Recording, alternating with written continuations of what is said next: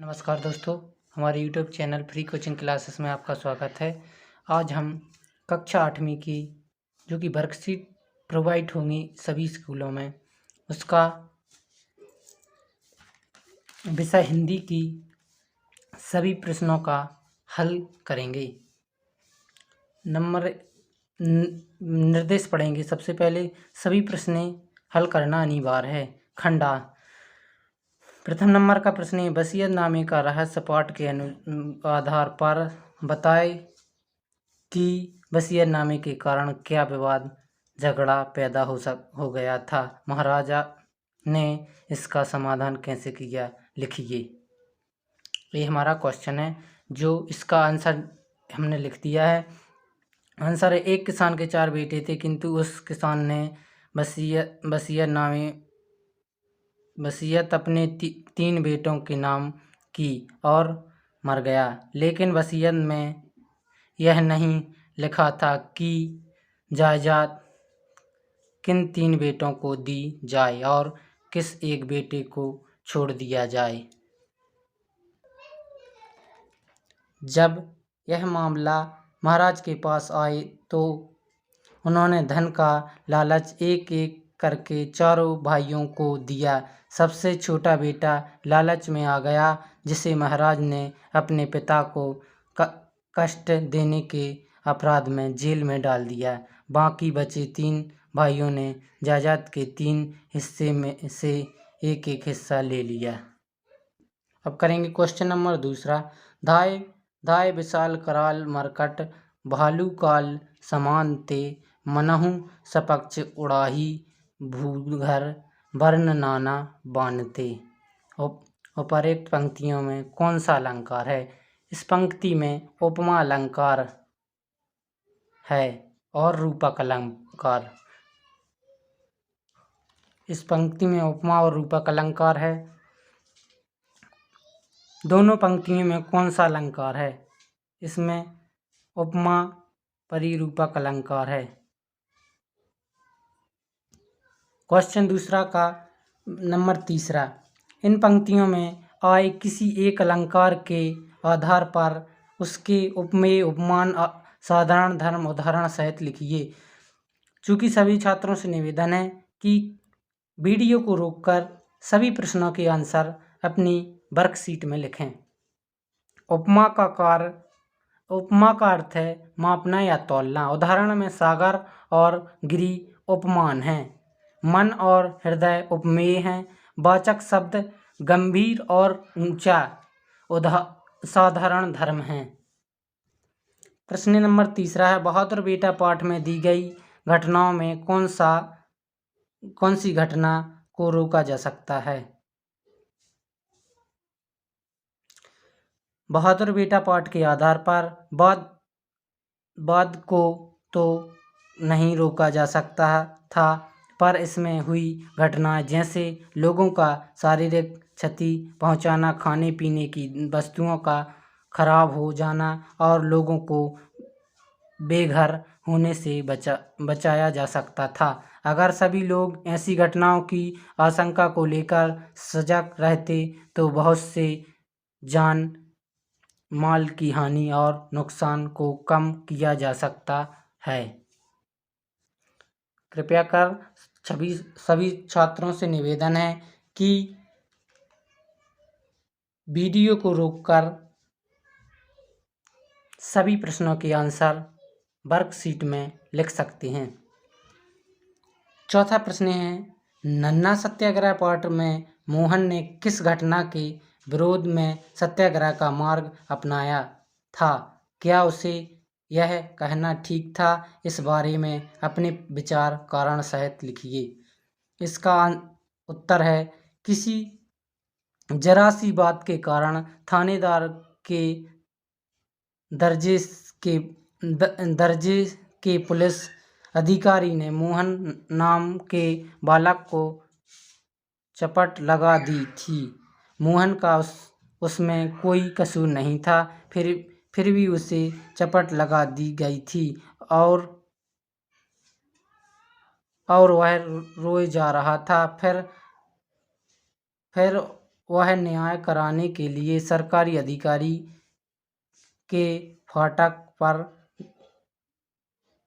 घटना का विरोध करते हुए सत्याग्रह करने लगा। उसका विरोध करना मेरे हिसाब से सही था, क्योंकि बिना वजह किसी को चपट लगाना या डांटना गलत है, और ख़ास तौर पर एक बच्चे को, क्योंकि बच्चे गलती करते हैं तो उन्हें समझाना चाहिए, जबकि इस घटना में तो इस बच्चे का कोई कसूर भी नहीं था। 5वां प्रश्न है, अपने मित्र को एक पत्र लिखिए जिसमें अपने कोरोना महामारी के दौरान क्या क्या किया, आपने अपनी पढ़ाई कैसे की तथा आपका मूल्यांकन आपके शिक्षक ने कैसे किया, जानकारी दीजिए। कृपया कर सभी छात्रों से निवेदन है कि वीडियो को रोककर सभी उत्तर अपनी वर्कशीट में लिखें। इस प्रश्न का उत्तर है, सबसे पहले ये जिस शहर से आप वहाँ से कुछ भी नाम डाल सकते हैं। राजनगर, दमोह, मध्य प्रदेश। दिनांक 5/3/2021। प्रिय मित्र श्याम। अपने मित्र का नाम डाल सकते हैं। मैं और मेरा परिवार स्वस्थ है और सकुशल है। आशा करता हूँ कि आप और आपका परिवार भी सकुशल होगा। तो आपके लॉकडाउन के दिन कैसे बिताए जा रहे हैं? मेरी तो लॉकडाउन क्लासें चल रही हैं, जो कि सुबह 9 बजे से 12 बजे तक रहती हैं, जिसका रिवीजन मैं रात को 8 बजे से 11 बजे तक करता हूँ। इस महामारी के दौरान मैंने पेंटिंग करना और कैरम खेलने में दक्षता हासिल की है, और जो हमारी परीक्षाएं ऑनलाइन माध्यम से हुई हैं उनका मूल्यांकन शिक्षकों ने किए गए हैं। टेस्ट और असाइनमेंट के आधार पर किया गया है। आशा करता हूँ आपके अपने इस महामारी के दौरान समय का सदुपयोग किया होगा। आपका मित्र, यहाँ पर मित्र का नाम डाल देना है। 6वां प्रश्न है, पक्षी विशेष पक्ष सलीम अली के पास कॉलेज की डिग्री नहीं थी, पर वे कौन से कारण से जिससे उन्हें पक्षी विज्ञानी बताया, उनके गुणों और घटनाओं के आधार पर स्पष्ट कीजिए। प्रश्न 6वां है, जो कि वर्कशीट में दिया होगा आपको, और उत्तर लिखना है। उत्तर है,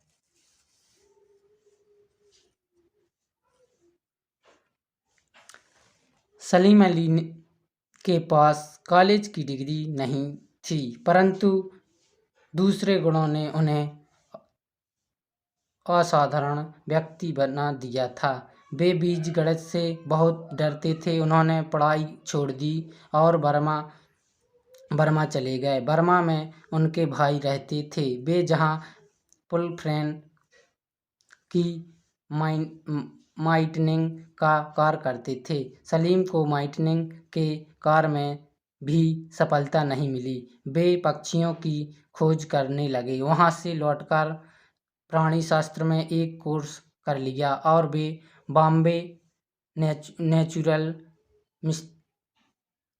मिस्ट्री सोसाइटी के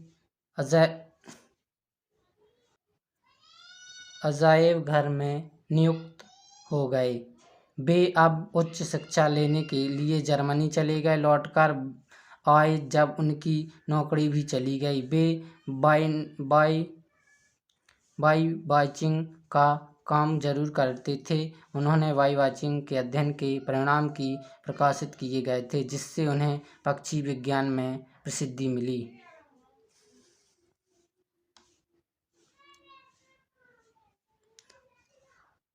उन्होंने विलुप्त पक्षियों की खोज की और जो पक्षी विशेषज्ञ बना दिया गया था।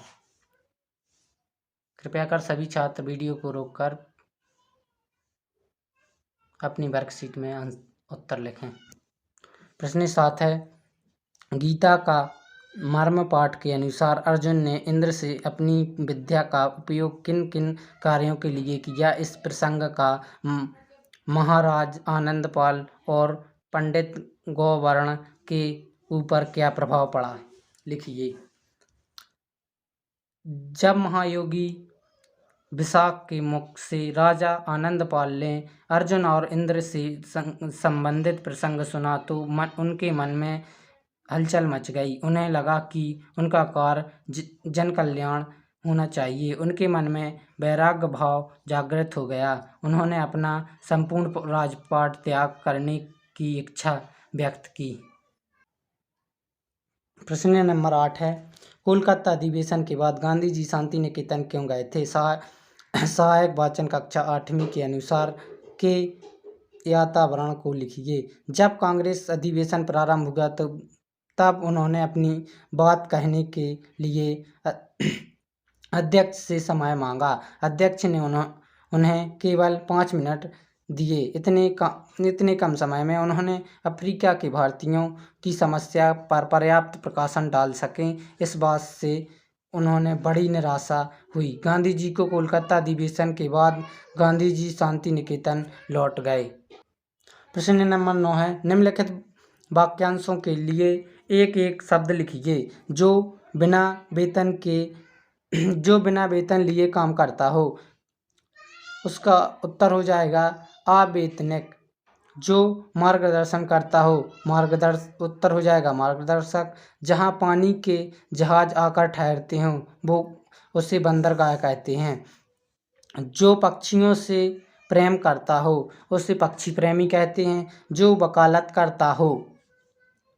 करता हो उसे वकील कहते हैं। प्रश्न 10वां का पहला का उत्तर है गांधी जी, जो कि प्रश्न आपकी वर्कशीट में दिया होगा। सभी विद्यार्थी वीडियो को रोककर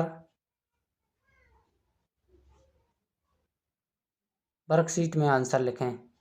नंबर 10वां का दूसरा, उपर्युक्त पंक्तियों में आए उपसर्ग और प्रत्यक्ष छांट कर लिखिए।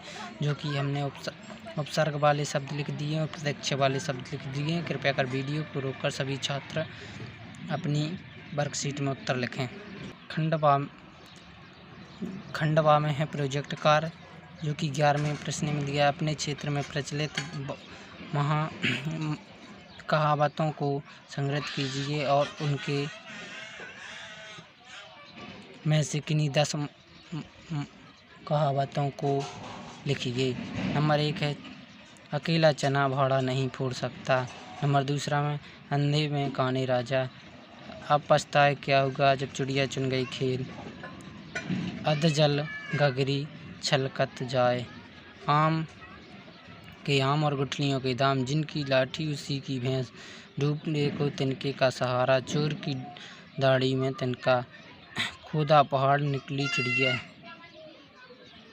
और दूर के ढोल सुहावने लगे। ये 10 कहावतें हैं जो कि अपनी वर्कशीट में लिखनी है। ये विदित प्रश्न है, किसी कहावत मुहावरे से जुड़ी कोई कहानी या घटना का पता कर उसे सापेक्ष में हिंदी का क्षेत्रीय भाषा में लिखिए। कहावत की कहानी। कहावत, एक छोटे से गांव की बात है। एक लड़का था जिसकी 12वीं पास हो चुकी थी और वो अपने दोस्तों के साथ पैसे कमाने के लिए लालच में आकर कोई प्राइवेट नौकरी ज्वाइन करने जा रहा था। तो उसके पिताजी ने उसे रोका और बाहर ना जाकर आगे पढ़ाई करने को कहा। तो उसने मना कर दिया और चला गया।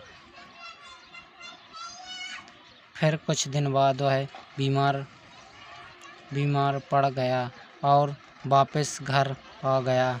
इस प्रकार से वह ना घर का रहा और ना घाट का।